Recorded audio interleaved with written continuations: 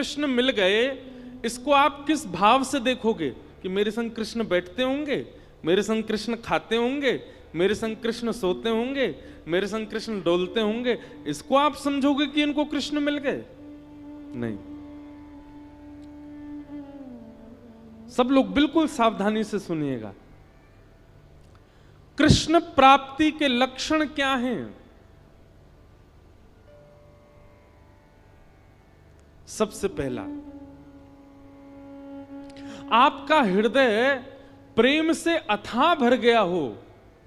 प्रेम से अथाह भर गया हो मतलब किसी सामान्य सी स्थिति को देख करके भी आपका चित्त दया से भर जाता हो, आपके नेत्र सजल हो जाते हो, समझ जाना आपको कृष्ण मिल गए हैं।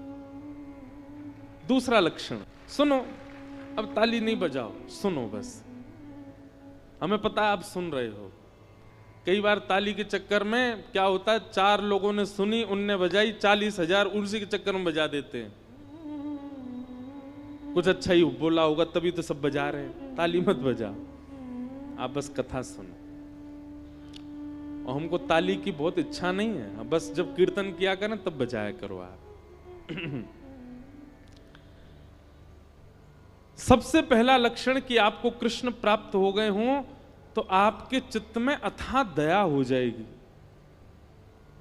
अरे सामान्य सी गैया विचरण कर रही है, उस सामान्य सी गैया को विचरण करते हुए आप सोचोगे अरे बेचारी कैसी घूम रही है, ये ऐसी भावना, सहज दया प्रकट होने लग जाए, समझ जो कृष्ण मिल गए। दूसरा, आपके चित्त में विकार उत्पन्न जल्दी नहीं होते हैं, सदैव शुद्ध भाव बने रहते हैं। जैसे कई लोग होते हैं उनके चित्त में बहुत जल्दी विकार आ जाते हैं। किसी के सुंदर रूप को देख लिया तो काम प्रकट हो जाता है, किसी के अति धन को देख लिया तो लोभ प्रकट हो जाता है, किसी की व्यंजनों को देख लिया तो उसके प्रति आसक्ति प्रकट हो जाती है, कहीं पर व्यसन वस्तु देख ली तो उसके प्रति भोग दृष्टि प्रकट हो जाती। समझ रहे ना बात को? पर आपकी स्थिति कैसी? आपकी जल्दी जल्दी विकार उत्पन्न नहीं होते चित्त में। कोई कितना भी रूपवान आपके सामने आ जाए पर आप उसके रूप को देख करके ये विचार नहीं करते कि ये मेरा हो जाए, आप बल्कि उसके रूप को देख के ये विचार करते हो ये इतना सुंदर है तो इसको बनाने वाले ठाकुर जी कितने सुंदर होंगे, ये इतना रूपवान है। बेचारे आदत हो गई आपकी ताली बजाने की, मारी फिर रुक गए, अरे हमको तो बजानी नहीं थी। कोई बात नहीं, पर सुनो, ये हम लक्षण बता रहे हैं। ऐसे लक्षण बहुत कम लोगों में मिलेंगे आपको, पर जिनमें मिल जाए ना, समझ जाना इनको कृष्ण मिल गए हैं। इनके चित्त में कृष्ण है, इनके साथ कृष्ण है, इसीलिए इनका स्वभाव व्यवहार ऐसा ही है। तीसरा लक्षण कृष्ण प्राप्ति का क्या है? कोई आपको बोल दे ऐसे ही मजाक में, बोले क्या भोपाल में गंगा जी बह रही हैं, तो आप उस पर विचार नहीं करोगे, आप मान ही जाओगे, अच्छा आ गई होंगी, पहले तो नहीं थी अब आ गई होंगी। इतना भोलापन चित्त में आ जाएगा, आप चतुराई भूल जाओगे, आप अत्यंत सहज हो जाओगे, अत्यंत भोले हो जाओगे, समझ जाओ कृष्ण मिल गए। कोई आपको कह देगा कि आज सूर्य चंद्र एक दूसरे के गले में गलवैयां डाल करके आकाश में बैठे हैं, तो आप मान लोगे इस बात को, आप उस पर चिंतन नहीं करोगे, अच्छा होगा ऐसा, समझ जाओ कृष्ण मिल गए।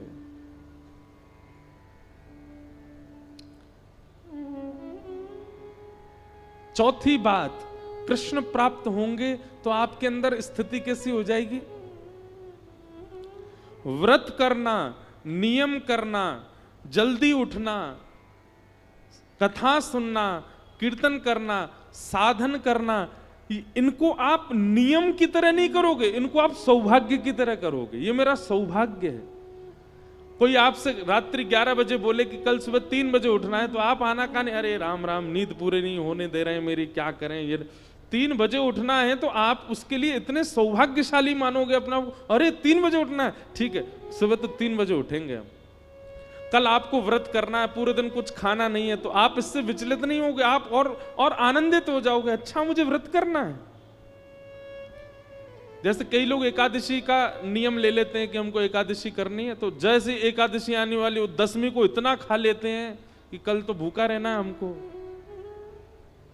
पर कृष्ण जिसके चित्त में आ जाते हैं ना, वो व्रत को नियम की तरह नहीं, सौभाग्य की तरह करता है, उत्सुकता की तरह करता है।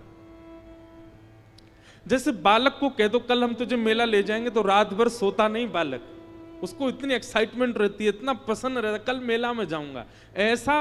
ऐसी उत्सुकता व्रत के लिए, नियम के लिए, सेवा के लिए, कथा के लिए, कीर्तन के लिए, धाम गमन के लिए उत्पन्न हो जाए, समझो कृष्ण प्राप्त हो गए। और 5वां लक्षण, रेलवे स्टेशन हो, एयरपोर्ट हो, बस स्टैंड हो, पब्लिक प्लेस हो, मॉल हो, कहीं भी कोई तिलकधारी दिखाई दे जाए, कोई कंठी पहना हुआ दिखाई दे जाए, भले ही आप अपने ऑफिस के काम से हो, आप ऑफिशियल वेशभूषा में हो, लेकिन दिख जाए कि कोई वैष्णव सामने आ गया है, तो चित्त में अत्यंत आह्लाद, परिचय नहीं है आपका उससे, आप जानते नहीं हो उसको, लेकिन उसके वैष्णव भाव को देखकर के आप अत्यंत आनंदित हो जाओ, अत्यंत सुख में भर जाओ, और आपका मन हो कि मैं जाके इसको प्रणाम करके आऊं, समझ जाओ आपको कृष्ण मिल गए।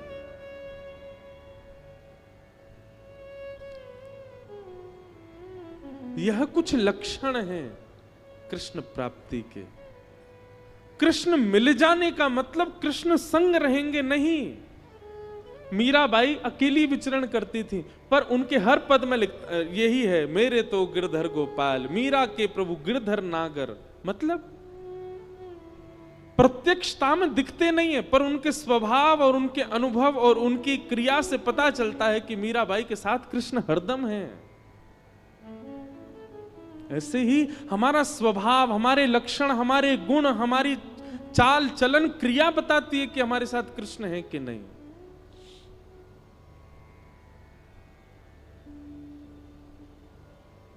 इसलिए भैया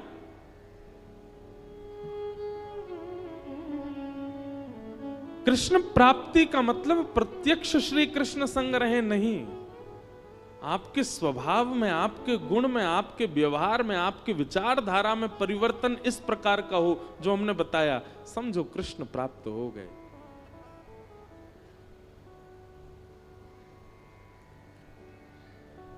और कृष्ण प्राप्ति की प्रथम सीढ़ी क्या है? नाम जप, नाम संकीर्तन, ठाकुर जी के नाम का निरुध्यासन, स्मरण और निरंतर उसी का चिंतन, उसी से ही यह गति पकड़ेगी। पहला गेर ही है नाम जप, और उसी नाम को ही श्रीमद् भागवत में कहा गया परम सत्य, सत्यम परम धीमहि।